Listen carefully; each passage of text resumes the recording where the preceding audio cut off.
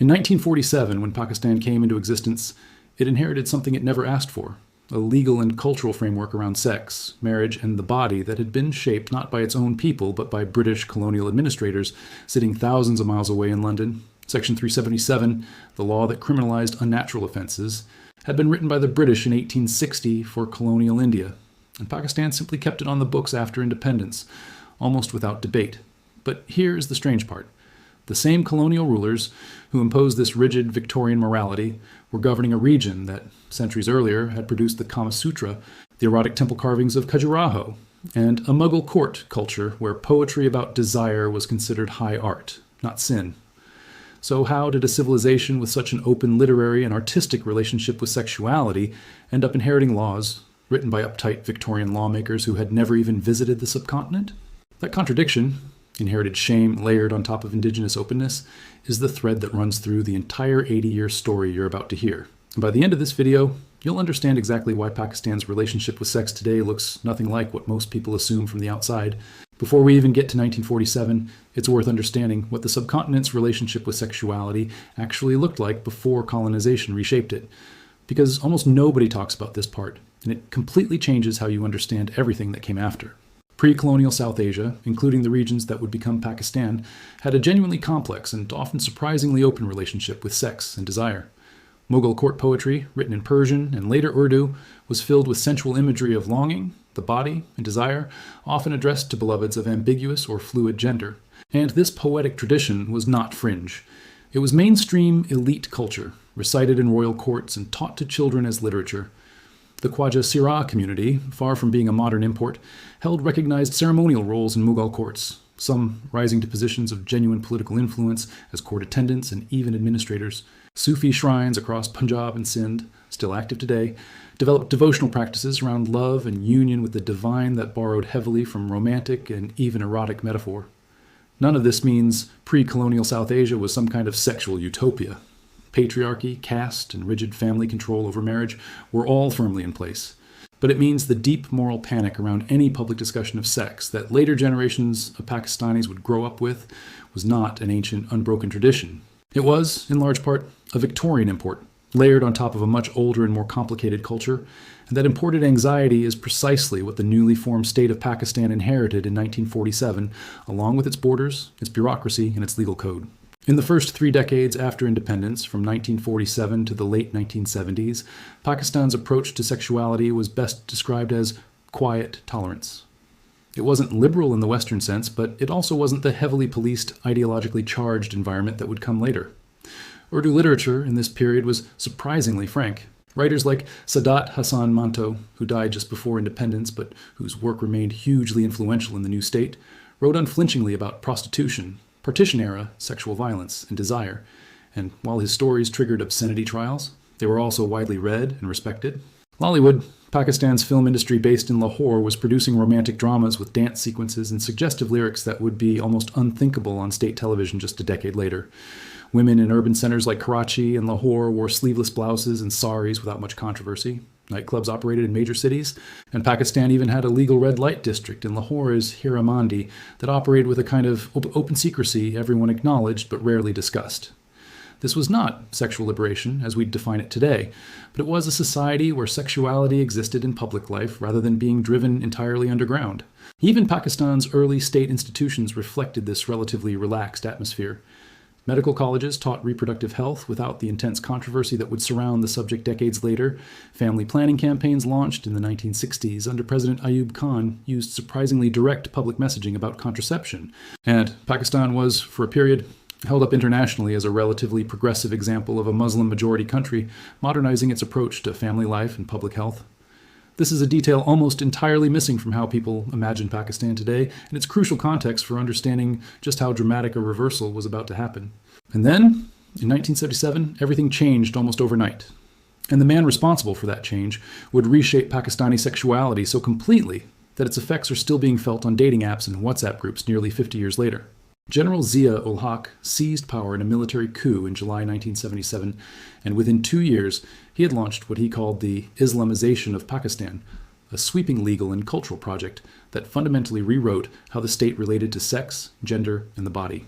In 1979, Zia introduced the Hudud Ordinances, a set of laws that included the Zina Ordinance, which criminalized adultery, fornication, and rape, under a single overlapping legal framework.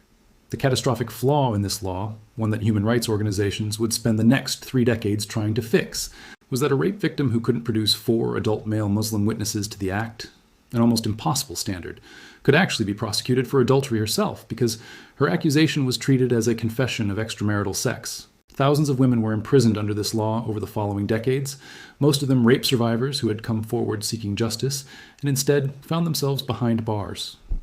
Zia also introduced strict censorship on television and film, banned dance sequences that were once a Lollywood staple, mandated that women newscasters cover their heads on state TV, and pushed a public morality campaign that pathologized any open discussion of sex, even in medical or educational contexts. Public whipping for Zina offenses was reintroduced as a legal punishment. This was the moment sexuality in Pakistan went from being an unspoken but visible part of culture to something actively suppressed, surveilled, and criminalized by the state itself. And once you understand this single decade, you understand almost everything confusing about Pakistani attitudes towards sex today. Beyond the Hudud ordinances themselves, Zia's government built an entire bureaucratic apparatus dedicated to policing morality. The Federal Shariat Court was established in 1980 with the power to strike down any law deemed un-Islamic, and it was frequently used to review and tighten laws touching on marriage, adultery, and gender. Textbooks were rewritten to emphasize a far more conservative interpretation of family and gender roles than had existed in the curricula of the 1950s and 1960s. Newspapers and magazines faced tightened obscenity regulations, and editors who published anything deemed sexually suggestive risked not just fines, but imprisonment. Perhaps most significantly for ordinary people, Zia's government actively encouraged citizens to report perceived moral violations by neighbors and family members, creating a genuine culture of surveillance around private behavior that hadn't existed in Pakistan before. But here's what almost nobody outside Pakistan knows. Even at the height of this crackdown, an entire underground culture was quietly refusing to disappear. Throughout the 1980s, even as Zia's morality police enforced their vision publicly, private life told a very different story. Video cassette recorders, or VCRs, became the decade's quiet revolution. Bollywood films, considered enemy cultural products from India, along with smuggled Western films, circulated through informal rental networks in every major city. And along with them came a wave of adult content on pirated tapes that spread through underground markets despite the state's best efforts to stamp it out. Wedding songs and Mendi functions, technically private family events, remained one of the few spaces where sexually suggestive dance and lyrics survived largely untouched by state censorship, a tradition that continues in nearly identical form today.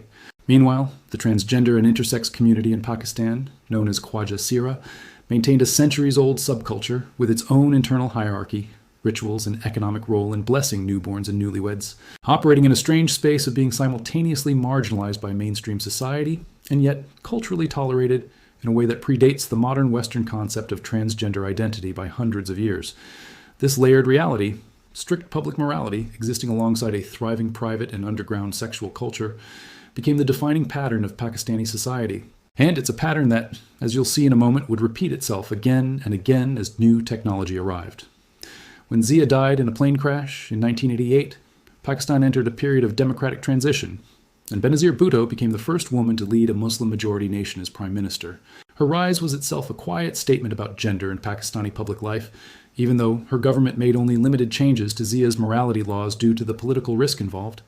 The 1990s saw a slow cultural loosening. Private cable television networks began operating, bringing MTV, Indian channels, and international content into Pakistani homes for the first time, bypassing the state-controlled PTV entirely. This decade also saw the quiet rise of what sociologists later called the VCR generation, reaching adulthood. Young Pakistanis who had grown up with far more exposure to global media than their parents, and whose private attitudes toward dating, romance, and sex were shifting, even as public discourse remained conservative. It's worth pausing here to note something crucial. Pakistan's sexual history has never moved in one direction. It has always been this tug-of-war between state-imposed conservatism and technology-driven openness, and every single decade from this point forward would be defined by exactly which side was winning that particular fight.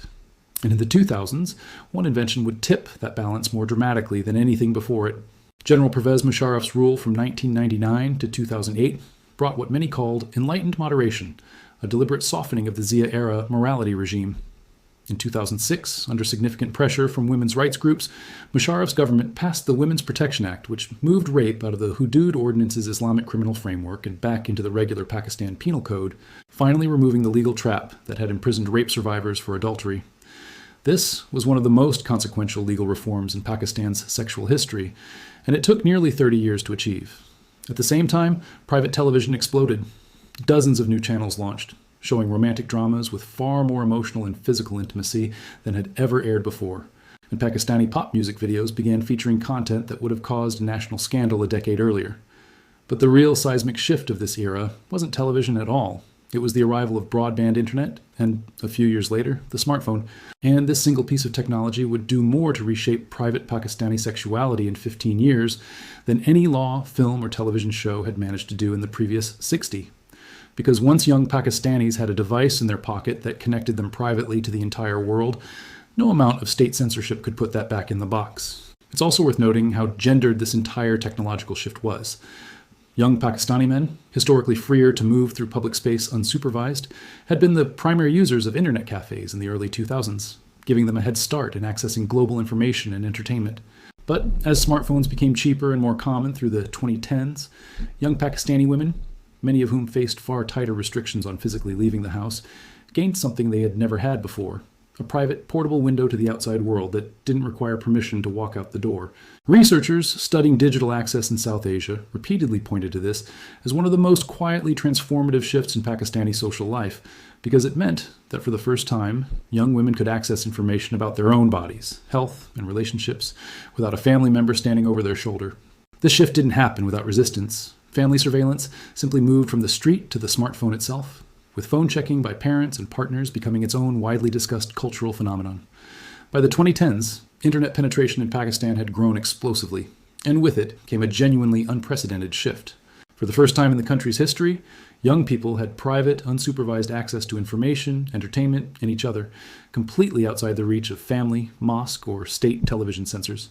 Dating apps, initially designed for Western markets, quietly gained Pakistani user bases despite technically operating in a legal and social gray zone. Online spaces became where countless Pakistanis, particularly in urban centers, first encountered open discussion of consent, relationships, LGBTQ identity, and sex education, conversations that were still nearly impossible to have at home or in a classroom. The state responded with periodic crackdowns, banning specific apps and websites, blocking VPN services, and occasionally attempting nationwide content filtering systems.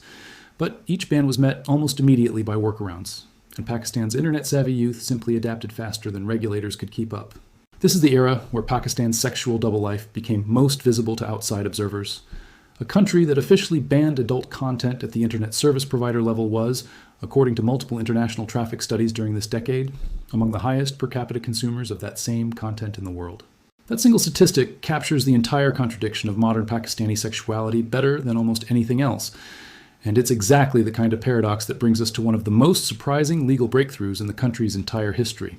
In 2018, Pakistan passed the Transgender Persons Protection of Rights Act, legally recognizing a person's right to self-identified gender on official documents, including passports and national identity cards.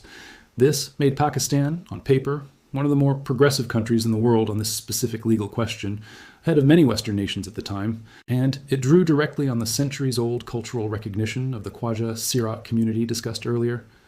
Proof that Pakistan's relationship with gender and sexuality has never been a simple story of conservative versus liberal, imported from outside, but something rooted in its own layered history. The law faced backlash almost immediately from religious groups and was legally challenged in subsequent years, with a federal court later narrowing some of its provisions in 2023. Yes, but its initial passage revealed something important: that Pakistani law on gender and sexuality could move in genuinely unexpected directions when cultural memory and modern rights language intersected. It's also worth mentioning the specific legal battle the 2018 Act triggered, because it shows exactly how contested this progress has been. Religious political parties, particularly the Jamaat-e-Islami, challenged provisions of the law in the federal Shariat court, arguing that allowing self-identified gender on official documents conflicted with Islamic principles around biological sex. In 2023, the court sided partially with these challengers, striking down the self-perceived gender identity clause while leaving intact the law's core protections against discrimination and violence toward transgender individuals. Activists describe this as a genuine setback, but not a total defeat, and the fact that the law survived in any form at all, in a political climate where religious conservative movements hold real electoral power, remains a notable data point in Pakistan's broader story. Meanwhile, throughout the late 2010s and into the 2020s, a new and very public conversation was emerging around consent and harassment, driven partly by global Me Too movement discourse and partly by homegrown activism, with the annual Aurat March, a women's rights demonstration that began in 2018, becoming one of the most polarizing and widely discussed events in the country's cultural calendar, drawing both fierce public support and intense conservative backlash every single year it has been held. As we move into the 2020s, Pakistani sexuality exists in a state that would genuinely surprise most outside observers, precisely because it refuses to fit into a single narrative. On one hand, honor-based violence, forced marriage, and the social stigma around premarital relationships remain serious, documented problems, and conservative religious political parties continue to hold real cultural influence, particularly outside major cities. On the other hand, an urban Pakistani youth culture, expressed through TikTok before its periodic bans, Instagram, YouTube, and private messaging apps, has developed a remarkably open private discourse around dating, relationships, mental health, and even sex education, often led by young therapists, doctors, and content creators who've built large followings specifically by breaking taboos their parents' generation couldn't discuss. Sex education itself remains almost entirely absent from formal school curricula nationwide, a gap that Zia-era morality politics created and that no government since has been politically willing to fully close, meaning that most young Pakistanis today still learn about sex primarily from the internet rather than from any institution, which, depending on your view, is either a quiet tragedy or the very thing that has kept the underground culture of openness alive for nearly 50 years running. There's one more piece of this puzzle worth understanding before we get to today, and it's the role of Pakistani diaspora communities in the UK, North America, and the Gulf. Millions of Pakistanis living abroad have spent the last 2 decades sending back not just remittances, but ideas, exposure to different norms around dating, marriage, and gender that filtered into extended family conversations back home, sometimes causing friction and sometimes quietly shifting expectations, particularly among the urban middle class with relatives overseas. At the same time, Pakistani content creators based abroad, no longer subject to local censorship laws, have built massive followings among audiences inside Pakistan by discussing topics, relationships, therapy, sex education, LGBTQ experience, that would be far riskier to post from within the country itself. This diaspora feedback loop has become, in the last decade, almost as influential on domestic Pakistani attitudes as any local institution. Another example of how technology and global connection have consistently outpaced the state's ability to control the conversation. So where does that leave Pakistan in 2026, nearly 80 years after independence? The honest answer is exactly where it has always been, caught in the same tug-of-war between imposed conservatism and irrepressible private openness that began the moment Zia-ul-Haq took power in 1977. The laws have softened since the darkest years of the Hudud Ordinance. The internet has made private life nearly impossible to fully police. And transgender rights briefly leapt ahead of much of the world before facing legal pushback. But public discourse remains cautious, sex education remains absent, and millions of Pakistanis still live a genuine double life between what they say in public and what they actually think, watch, and do in private. It's tempting to end a story like this with a clean verdict, to say Pakistan is becoming more liberal, or that conservative forces are winning, or that some particular law or movement settled the question once and for all. But nearly 8 decades of history suggest that's the wrong way to think about it entirely. Every generation since 1947 has faced the exact same underlying tension between public morality, enforced from above, and private life lived quietly below it. And every generation has resolved that tension slightly differently, using whatever tools were available to them. Literature in the 1950s, VCRs in the 1980s, cable television in the 1990s, smartphones in the 2010s, and now, increasingly, diaspora voices and AI-driven content in the 2020s. The specific technology changes, the specific laws change, but the underlying pattern, a society far more complicated in private than it appears in public, has remained remarkably consistent since the very first year of the country's existence. That contradiction isn't a flaw in the story. It is the story. From Manto's obscenity trials in the 1950s to VPN workarounds in the 2020s, the through line of Pakistani sexual history has never been about the state successfully controlling desire. It's been about ordinary Pakistanis finding new ways, generation after generation, to preserve a private life the state was never quite able to reach.